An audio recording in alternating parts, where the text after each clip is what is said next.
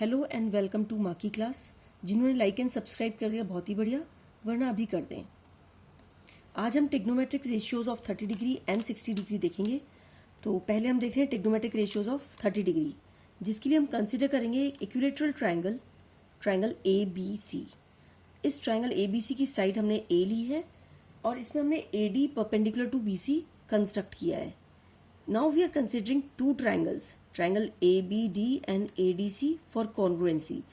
Congruence theorems आपने 9th class में कर रखी हैं, तो हम दोनों triangles में consider कर रहे हैं AB equals to AC, which are sides of equilateral triangle.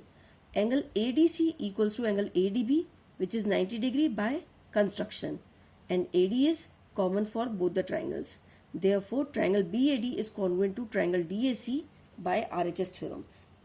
इसे हमने इसलिए यूज़ किया है क्योंकि अगर हम दोनों ट्रायंगल्स को कॉन्ग्रुएंट प्रूफ कर रहे हैं तो उनके रिमेनिंग पार्ट्स भी सीपीसीटी के थ्रू कॉन्ग्रुएंट हो सकते हैं, यानी कि congruent parts of congruent triangles.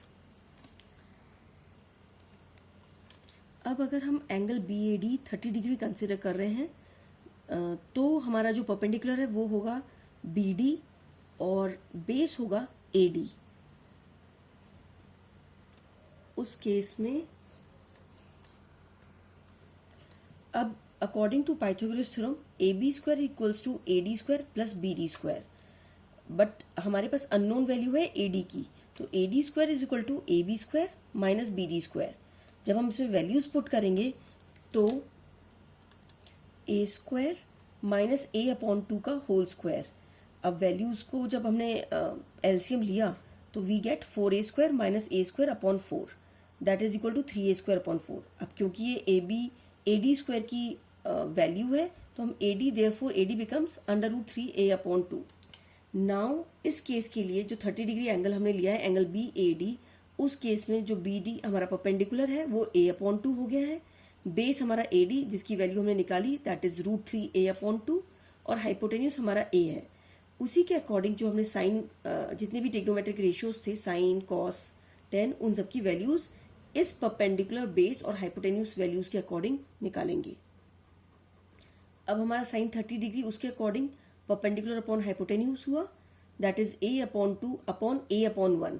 हमने ए को ए अपॉन 1 इसलिए लिया है जिससे बच्चे समझ पाए कि इसको इन्वर्ट करेंगे तो मल्टीप्लाई हो जाएगा and that will come out to a upon 2 into 1 upon a, और ए कैंसिल आउट होके it will come out to be 1 upon 2। Similarly cos 30 degree का हमारा बेस अपॉन हाइपोटेन्यूस है, that is root 3a upon 2 upon a। अब उसी तरीके से जब हम इसको मल्टीप्लाई करेंगे तो वो 1 अपॉन a हो जाएगा और cos 30 डिग्री की वैल्यू आएगी root 3 upon 2। tan 30 degree is equal to perpendicular upon base, और उसकी वैल्यूज जब हमने पुट करी तो a upon 2 upon root 3a upon 2, that comes out to be 1 upon root 3.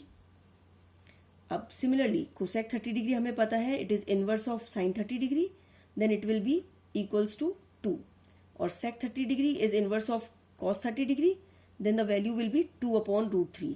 Similarly cot 30 degree 1 upon tan 30 degree and that value is root 3। Hope students आपको 10 trigonometric ratios of 30 degree समझ में आया होगा। और trigonometric ratios of 60 degree अब हम देखते हैं। तो अब जब हम 60 डिग्री के लिए triangle A B D consider कर रहे हैं तो यहाँ पर हमारा परपेंडिकुलर हो जाएगा ए डी और बेस हो जाएगा B D, hypotenuse A B रहेगा।